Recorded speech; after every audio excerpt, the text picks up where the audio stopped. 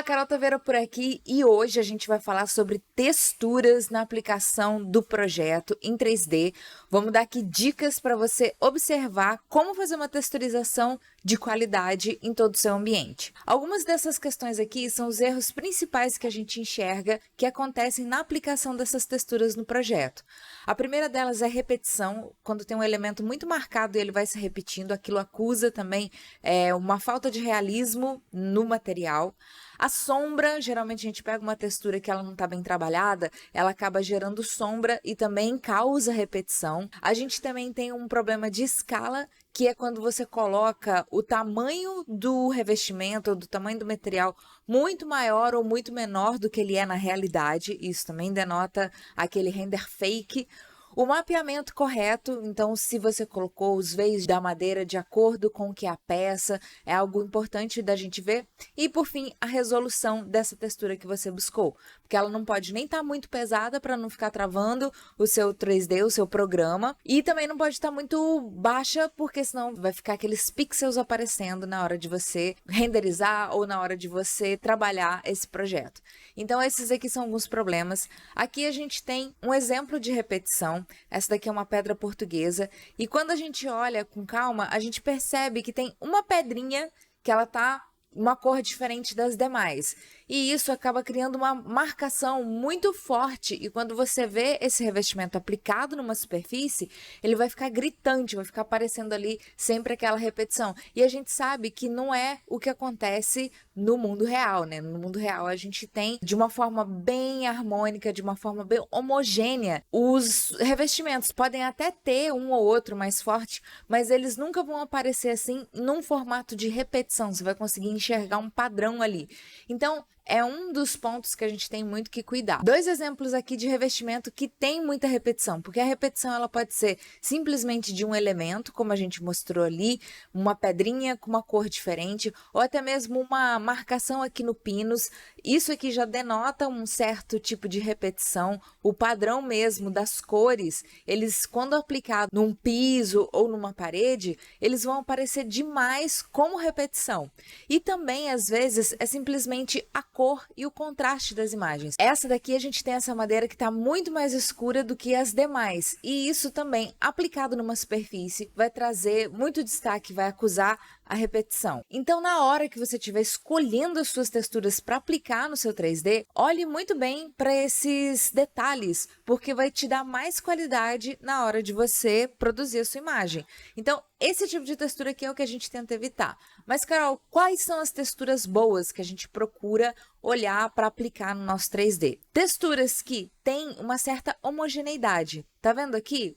A gente não vê um elemento gritante que vai causar aquela sensação de repetição quando a gente aplicar na face. Tanto aqui nessa parede de tijolinho, quanto no piso de madeira, são texturas que elas são numa boa qualidade e elas não vão, mesmo que tenha uma variação de cor, elas não vão trazer a sensação de repetição. Esses daqui são alguns dos pontos da repetição que eu queria trazer. Depois a gente vai fazer uma aplicação aqui no 3D para você ver efetivamente como é que a gente controla isso. Por exemplo, esse papel de parede aqui aplicado nesse ambiente, a gente consegue enxergar demais a repetição. E não só por causa dos elementos aqui, né? O buraco do tijolo está muito marcado nessa parede, mas também como a sombra de borda, que é essa marcação mais forte que acontece quando tem uma emenda na textura.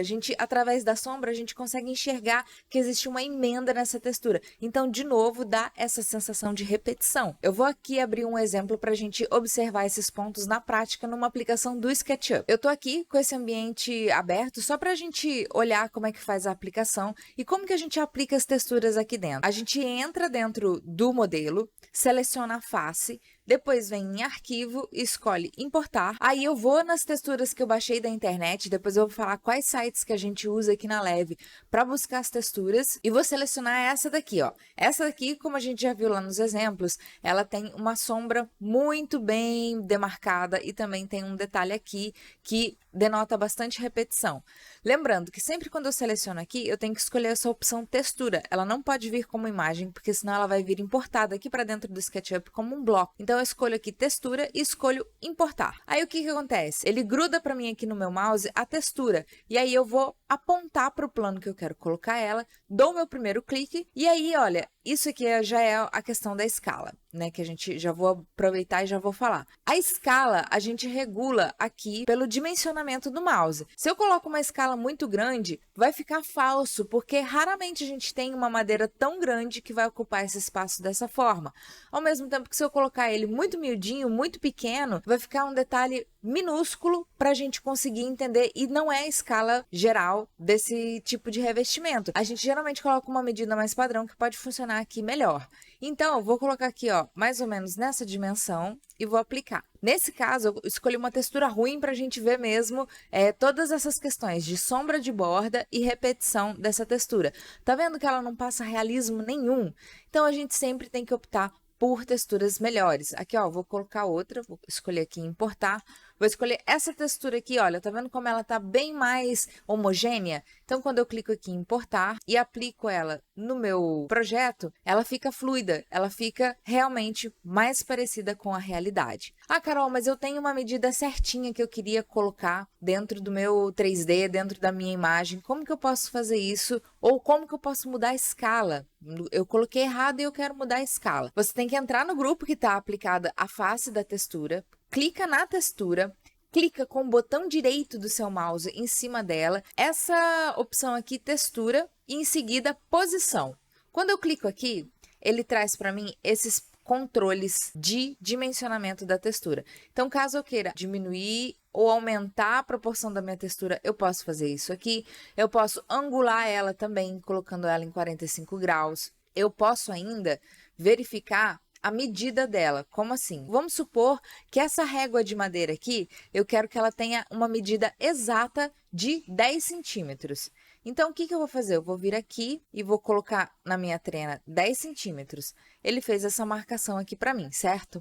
Eu vou entrar de novo na minha textura, vou escolher aqui posição, e aqui eu clico nesse botãozinho vermelho, clico e solto. E aí eu vou colocar essa primeira marcação aqui no cantinho, tá? Para a gente criar um ponto de referência dessa marcação. Então, venho aqui e colo ele no meu ponto de partida.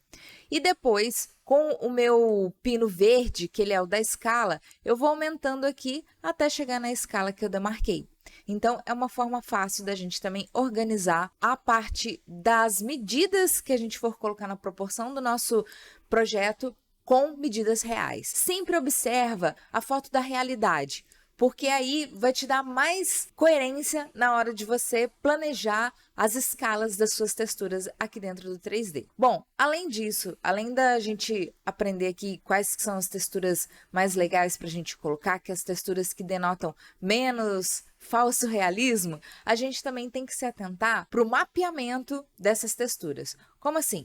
Por exemplo, eu tenho aqui a porta desse buffet. Vamos supor que eu queira colocar aqui uma madeira na porta. Então, olha, eu venho aqui, essa madeira ela está naturalmente grande, então, de novo, eu tenho aqui que, através do mouse, regular a escala para que ela fique bem homogênea. Então, aqui assim, olha, já ficou mais homogênea. Mas você pode estar pensando, putz, mas eu não queria essa disposição na minha textura, eu queria que ela, ao invés de ficasse de pé, ela ficasse deitada.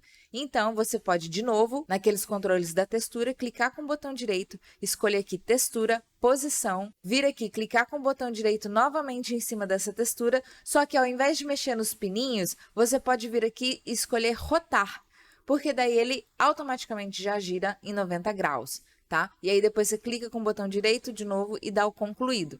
E lembra sempre, principalmente nas faces que a gente coloca o round corner, de pegar essa textura com conta-gotas e aplicar no restante da sua modelagem. Pode ser que ele fique um pouco descasado assim. Então, o que a gente faz aqui na Leve para deixar essa peça homogênea? Eu venho aqui em visualizar e escolho essa opção, geometria oculta. Tá vendo que ele separa para mim as faces de cada uma das texturinhas? Aí, o que eu faço? Eu venho aqui com conta-gotas, eu pego a referência e vou colando. Eu sempre tenho que pegar a referência e ir colando na quina seguinte, porque daí ele vai dar o quê? Continuidade na minha textura. Ó, aqui eu acabei de fazer aí eu venho e desligo a geometria oculta, tá vendo que ele fica uma coisa só? É como se fosse a textura estivesse dobrando realmente na parte aqui do 3D. Então, além da repetição, além da gente falar da sombra, além da gente falar da escala, o mapeamento é algo super importante da gente colocar aqui dentro do 3D para ficar tudo certinho. Além disso, a gente tem que falar aqui sobre a resolução das imagens. A gente separou aqui 3 sites que é onde a gente busca todas as referências de texturização. Por quê? Porque eles já têm essa textura preparada sem essas questões que a gente comentou antes, sem a sombra de bordo, sem essas marcações, sem essa repetição. Então, essas texturas daqui, elas já são preparadas, elas têm essa terminologia, ó, seamless. Seamless significa sem emenda em inglês. Então, é bem legal você já consumir, né, obviamente, de sites que tenham esse tipo de material, que já deixem a textura preparada para você aplicar.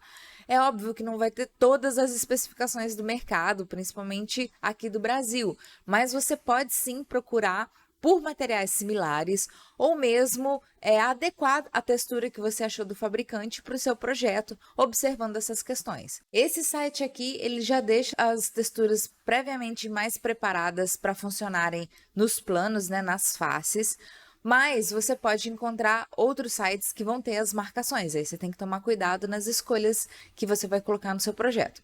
Nesse caso aqui, por exemplo, esse concreto seamless, eu vou clicar aqui para a gente dar uma olhada. Na página que eles disponibilizam para você fazer o download free, a imagem ela tem aproximadamente 1.200 pixels por 1.200 pixels, e isso é uma resolução bem legal para a gente aplicar, porque se for muito menor, né, 800 por 800, 600 por 600, essa imagem vai ficar extremamente pixelada aqui no nosso SketchUp. E também a gente não quer que tenha o problema de resolução dessa imagem. Então, é importante a gente se atentar para não colocar uma imagem tão pequena que vai aparecer os pixels dessa textura na hora que você estiver trabalhando o seu projeto, e nem tão grande, porque aí vai ficar muito pesado para você mexer. Então, a gente sempre indica mais ou menos essa opção aqui de 1.200 pixels por 1.200 pixels. A gente acredita que para arquitetura de interiores é uma média boa para se trabalhar.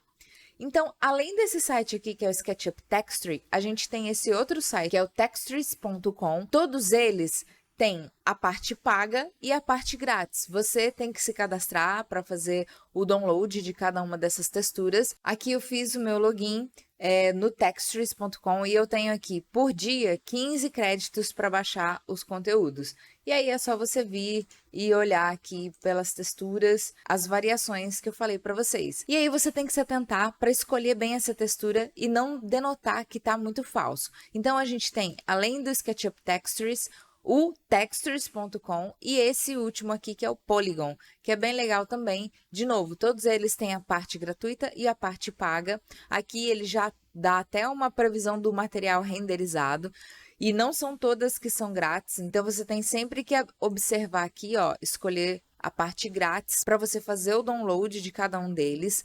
Como se você também quiser optar por comprar alguma textura, aí fica a seu critério.